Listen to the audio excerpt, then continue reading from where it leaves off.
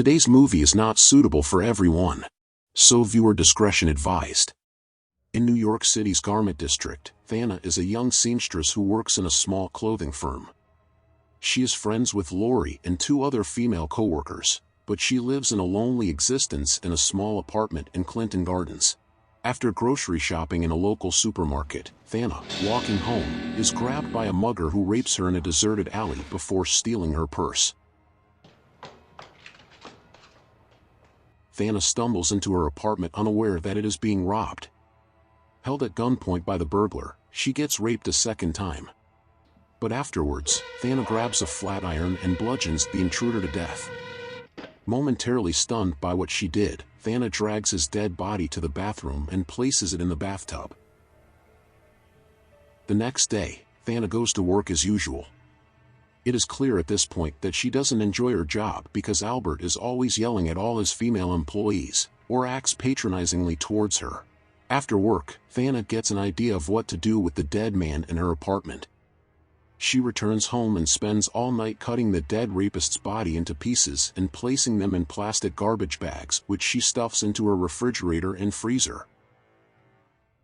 Over the course of the entire movie, Vanna gets rid of the plastic bags of the dead rapist one by disposing of them in various locations all over the city. One day, when Vanna gets out of a taxi to dispose of the latest bag, a leering man with a duck-top hairstyle sees her and begins to follow her. When the man retrieves one of her bags and attempts to return it to her without examining the contents of it, Vanna runs. The man runs after her. After a chase through the streets, Vanna runs into an alley that has a dead end. When the man catches up to her to return the bag, Vanna, finally aware that the man intends to attack her, pulls out a gun that she took from the dead rapist and shoots her would-be assailant dead. Vanna runs home and throws up in her bathroom in shock and disbelief at what she did. Her nosy and obnoxious landlady sees her running and demands to know what is going on, but Vanna refuses to offer a written explanation. Over the next few days, Vanna continues to have trouble concentrating at work, staring off and being negligent.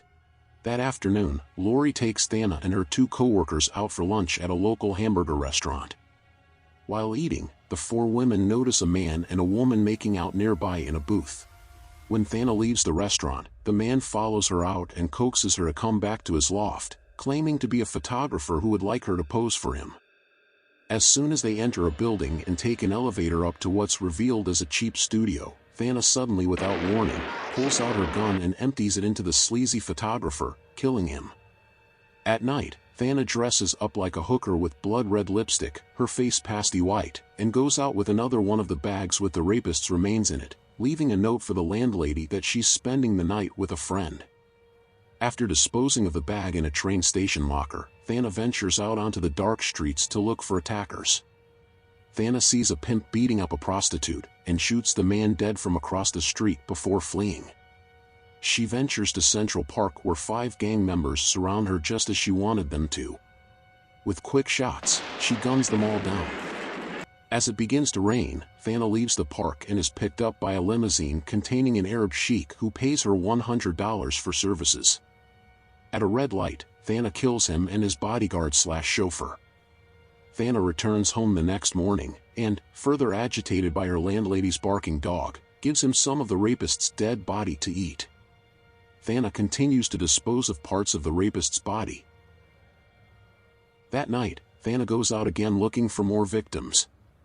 This time dressed in a cloak, partly obscuring her face, she first ventures to Chinatown and attempts to shoot an innocent Chinese man making out with his girlfriend, but the man enters his apartment building and unknowingly gets away. At a local bar, Vanna meets an unhappy man who, seeing that she's a mute, rambles onto her about his bad luck-prone life. Out on the street at a bench overlooking the East River, the man further rambles on about finding his cheating girlfriend first with another man, then with a woman.